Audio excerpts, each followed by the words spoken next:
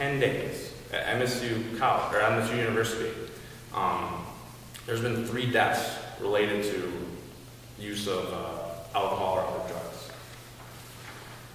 Now when we have darkness, we don't know what's going on out there. We have no context for what is right and what is wrong necessarily.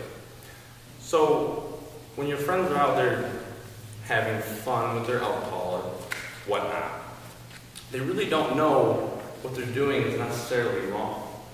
But when you have a light and you can illuminate what's going on, you suddenly have an understanding. You see why partying or living it up, as your friends might say, suddenly has consequences. When you live in the darkness, you have no idea what's wrong.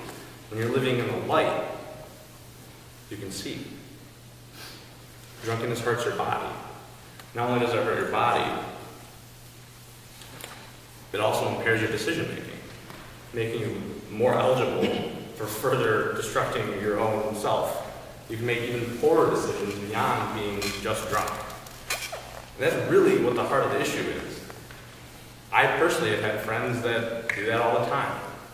And being drunk is bad, but it's what they do while they are drunk. It's really what makes the difference. I've had friends hurt themselves terribly, but they really don't realize what they're doing. But when you have the light, you can see that. The same might go for sexuality. Many in our culture, especially in our media and movies, it's completely full of sexuality. Those of us in the darkness don't really see anything wrong with that. It looks fun, feels good. You know, go out and do it.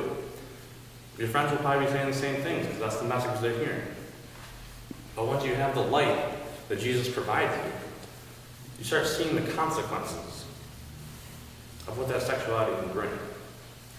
Once you have your light, you can see that when you're having sex or even just fooling around with others that are not your wife or your husband, there can be dire consequences later for your marriage.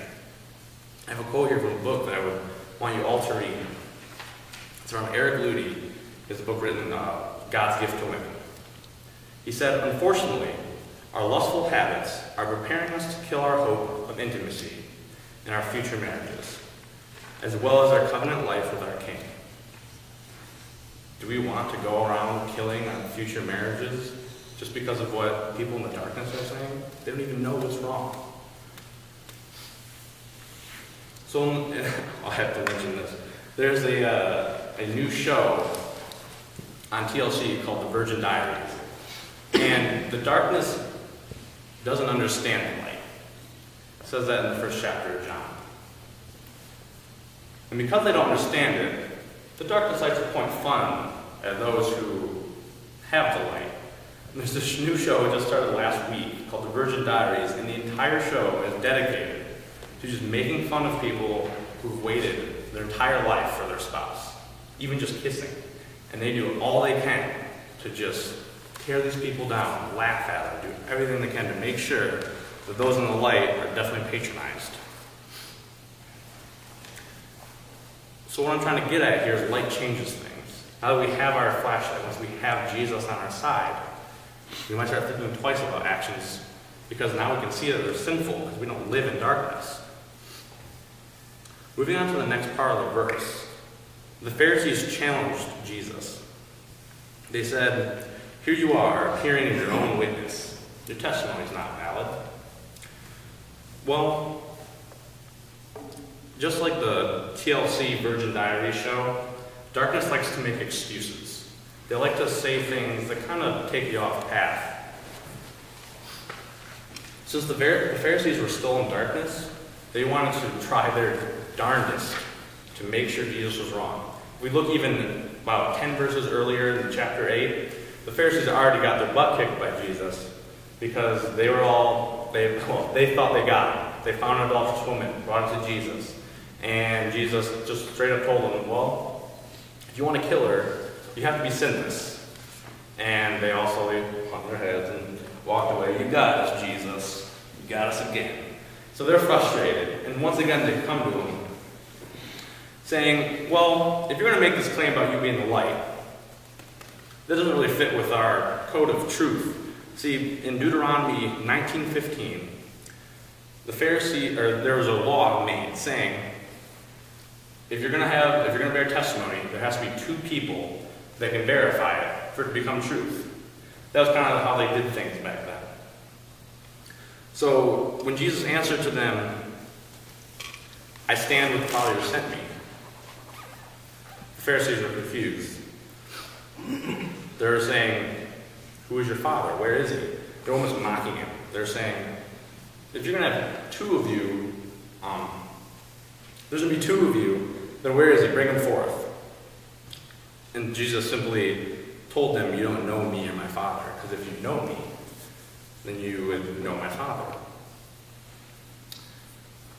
So Jesus used their own truth or proving mechanism against them. It confused them and frustrated them more. So, if Jesus is the light, and he managed to escape the Pharisees and prove that he is the light to some of the most hard-nosed people back then, what does it mean? Well, I have 3 action steps for us to follow, or help us look to Jesus for this light. First of all, we can use the light to look on our words. Since we no longer live in darkness, the light can help us make better decisions. I know in school it can be very easy to be just like everyone else who's living in the darkness and don't know what's right from wrong. And they just start making fun of people, tearing people down, making people cry. I've seen it on the bus even when I was growing up. There were some mean, nasty things, and a lot of it even was towards me because I was the quiet kid. They would snap rubber bands on me all the time. Well, using our words like that is very negative, and it doesn't show that we're reflecting the light of Jesus. So instead, I challenge you to use words in a positive manner. Use those words to build people up instead of build people down. Use the light that you now have shining in you to encourage one another. The second step I want to challenge you with is words are powerful, but we all know actions speak louder than words. As some of you know, I work at Olive Garden, especially Pastor Van Dam. He lives there. But service is an incredible thing. And as a server, I have seen some of the worst that this world has to offer when it comes to people getting waited on. But service, using the light, can be another incredible tool to reflect Jesus' light unto others. When you ever have an opportunity to do something, for example, I was at a pizza the other day, and someone simply left their leftovers, almost an entire pizza. I know it's just pizza, but we're talking about pizza. I grabbed it, and I ran out and gave it to them. They loved it, and they appreciated it, because let's face it, they have pizza now to eat later. But even something as small as grabbing someone's pizza can really help. And last challenge is the light brings us to the Father. And using our words and our actions to reflect that light back to the Father and to Jesus can actually really help to bring more people from the darkness into the light. Because you see, God really doesn't want all of us to just bump our heads around in the darkness. He really wants us all to be in the light. And if we all start doing even just little things to start bearing the light to another and to show Jesus' light to others, we can start bringing more people into the fold, and less people will be confused all the time. So finally, Jesus is really the only light of the world. He's really the only thing that can shed the light on our dark world. Through the light, we can see the world differently. We can share his love. We can get rid of the monsters in our closets. And we can be eternally comforted as long as we share the light of Jesus. Would you like to close with a prayer? Our dear Heavenly Father, I just want to thank you for being here today and being able to share your light with this audience.